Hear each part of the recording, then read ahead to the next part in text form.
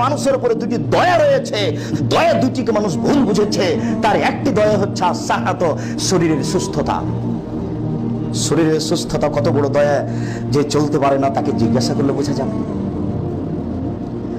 যে হাত পা নড়াতে পারে না তাকে জিজ্ঞাসা করলে বোঝা যাবে। ওকে এখন দোয়া করতে বলেন তো দিন রাত। তাহলে শরীরের সুস্থতা আল্লাহর কত বড় দয়া।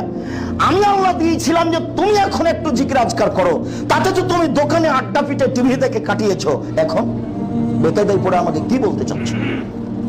সাহাত অল ফারাত, অবসর। সকাল 10টায় দোকান খুলেছো, ব্যবসাখানা রাত 10টায় বন্ধ করেছো। তো এই যে রাত 10টা থেকে নিয়ে আবার সকাল 10টা পর্যন্ত তুমি অবসর থাকলে, তাহলে কি তুমি সব সময় অশ্লীল কথা নিয়ে বা স্ত্রী নিয়ে আর টিভি নিয়ে বসে থাকবে? এই কি এর ফাঁকে কি তুমি আমার জন্য একটু সময় বের করবে না? মনে রেখো, আমার জন্য একটু সময় বের যদি না করো, তাহলে আমলাও ইয়াদাকা কেনান, আমি আমলাও ইয়াদাকা